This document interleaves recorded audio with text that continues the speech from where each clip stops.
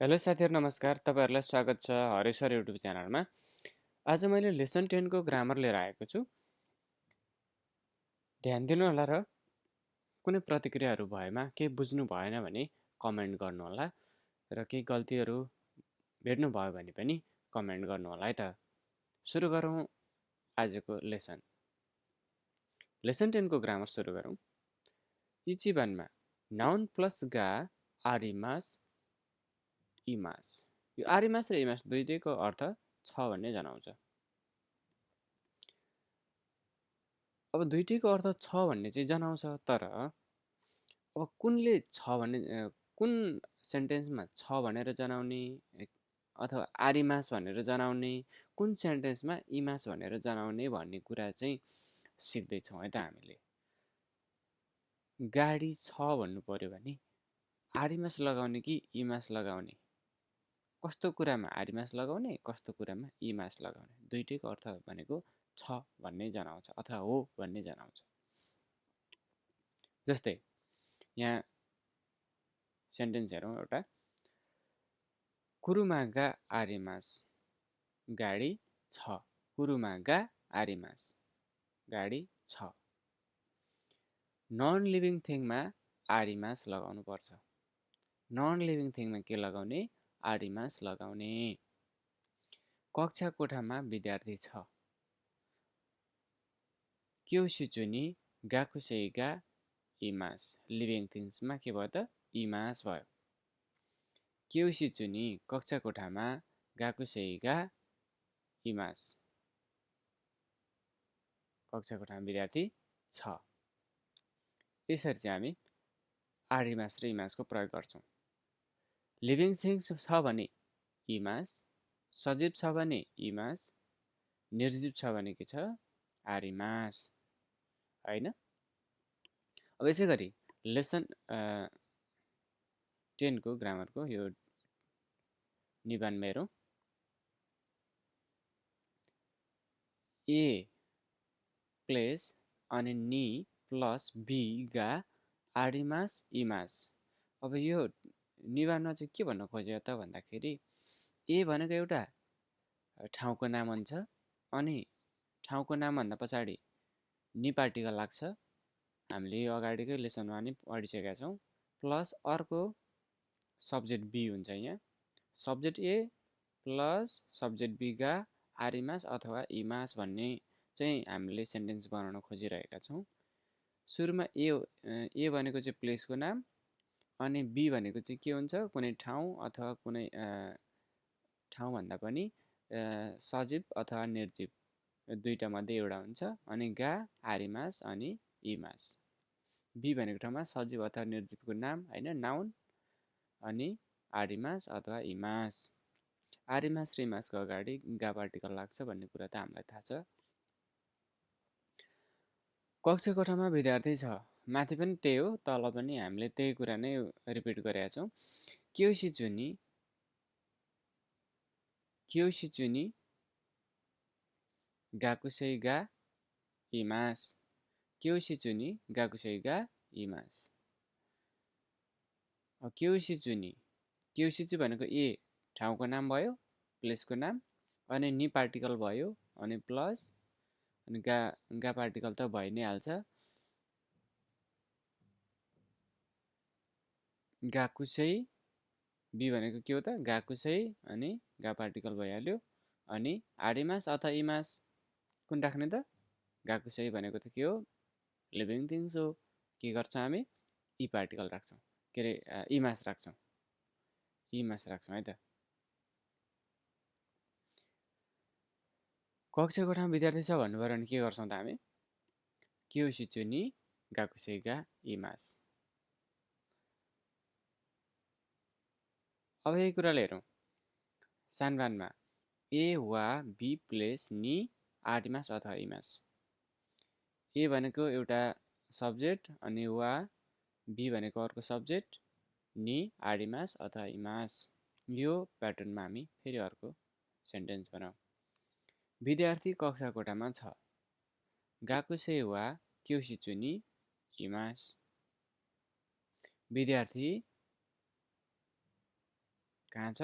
कक्षा कोठामा छ।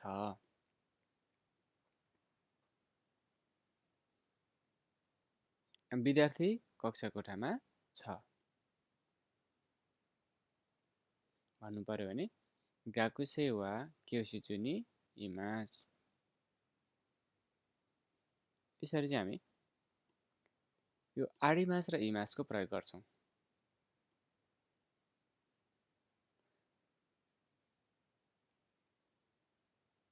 त्यस्तै योनभानमा ए थिङ्स,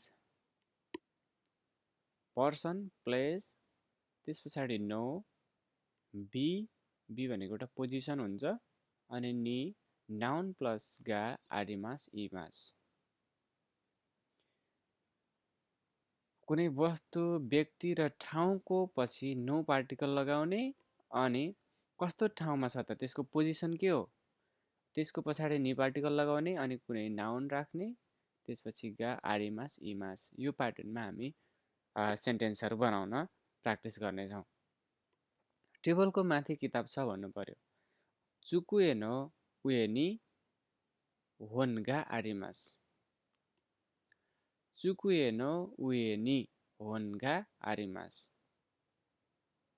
यसरी बनाउँछौँ। तपाईँहरूले पनि यसै गरी प्र्याक्टिस गर्नु होला।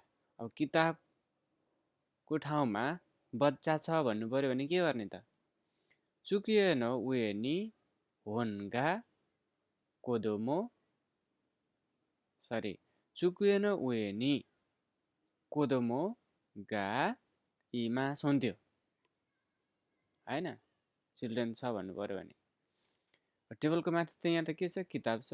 चुकुए नो उए नि होनगा आडिमास। यसरी। अब टेबलको मुनि भन्नु पर्यो भने चुकुए नो सिता भन्नु पर्यो हैन? चुकुए नो सिता नि। चुकुए नो सिता नि होनगा आडिमास। यहाँ चाहिँ के छ? टेबलको माथि भनेको छ चुकुए नो उए नि होनगा आडिमास। टेबलको मुनि भन्नु पर्यो भने के भन्नु पर्थ्यो? चुकुए नो सिता नि होनगा आडिमास भन्नु पर्थ्यो। अब तपाईहरुले पनि टेबलको माथि कुनै कुरा छ भन्नु पर्यो भने यसै गरी भन्न सक्नुहुन्छ है। प्र्याक्टिस गर्नु होला। बढी भन्दा बढी, धेरै भन्दा धेरै सेन्टेन्सहरू बनाएर प्र्याक्टिस गर्नुहोस्। योनमानमा हेरौँ। या नादो। अब यो कसरी प्रयोग गर्ने? र आदि भन्ने कुरा चाहिँ जनाउन यसको प्रयोग गरिन्छ। जस्तै दुई वा दुई भन्दा बढी कुराहरू कुनै ठाउँमा छ भन्नु पर्यो भने हामी यस्तो यस्तो कुराहरू छ र यस्तो यस्तो कुराहरू आदि छन् भन्नु पर्यो भने हामी कसरी भन्छौँ त? जस्तै टेबलको माथि किताब र मोबाइल आदि छन्। यो कुरा अनि यो कुरा अनि यो कुरा र यस्तो कुरा आदिहरू छन् भनेर चाहिँ हामीले कुनै पनि सेन्टेन्सहरू बनाउनु पर्यो भने हामीले या र नादोको प्रयोग गर्छौँ। यसको अर्थ के हो त? र आदि हो। दुई वा दुई भन्दा बढी वस्तुहरू छन् भन्नको लागि चाहिँ हामीले यस्तो कुरा प्रयोग गर्छौँ। या र नादोको प्रयोग गर्छौँ। अब कसरी रहेछ त्यो हेरौँ है त। चुकुए नो उए नि होन या केइताइ नादो गा आडिमास। होन या केइताइ नादो गा आडिमास। चुकुए नो उए नि होन या केइताइ नादो गा आडिमास। टेबलको माथि किताब र मोबाइल आदि छन्। यसरी चाहिँ भन्न सकिन्छ। अब यहाँनिर एउटा बुझ्नुपर्ने कुरा चाहिँ के छ भने कुनै पनि थिङ्सको पछि या आयो भने त्यसको पसल बुझ्नुपर्छ। कुनै पनि सामान है, कुनै पनि सामानको पछाडि या आयो भने चाहिँ त्यो भनेको चाहिँ त्यसको पसल। जस्तै होनिया, यहाँनिर चाहिँ होनिया आएको छ नि, यो होनिया यति मात्र आएको छ, पछाडि अर्को कुरा पनि नथपिएको, अर्को सब्जेक्ट नथपिकन यतिमै वाक्य टुङ्गिएको थियो भने यो पुस्तक पसल भन्ने बुझिन्थ्यो, किताब पसल भन्ने बुझिन्थ्यो। तर चाहिँ यहाँ नादो पनि आएको छ, अर्को सब्जेक्ट आएर नादोगा आडिमास आएको हुनाले यो चाहिँ होनिया पुस्तक पसल नभइकन किताब र मोबाइल आदि छन् भन्ने कुराहरू चाहिँ जनाए यसले। भने कुनै पनि वस्तुको पछाडि या आयो भने त्यसको पसल भन्ने बुझ्नुपर्छ। जस्तै यहाँनिर होन या भनेको पुस्तक पसल होइन। ज्यागाइमो या होइन तरकारी पसल भन्ने बुझिन्छ होइन।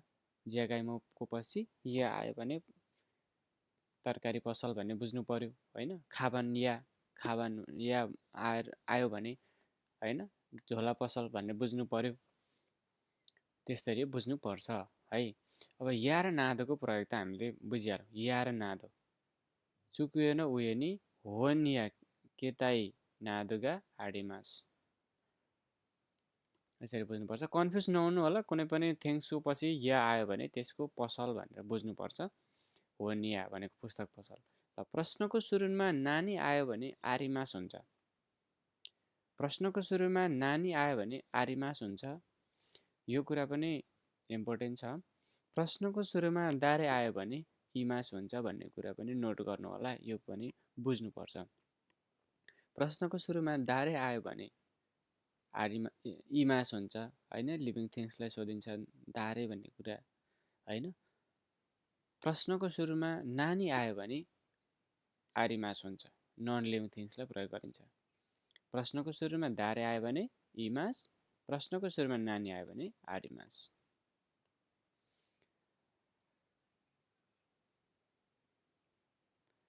Thank you for watching this video. मेरो भिडियोहरू कस्तो लाग्दैछ कृपया लाइक, कमेन्ट, सब्सक्राइब गर्न नभुल्नु होला। यस्तै भिडियोहरू लिएर अर्को लेसनमा आउने बाचासहित आजको भिडियोबाट बिदा हुन्छु। Thank you so much.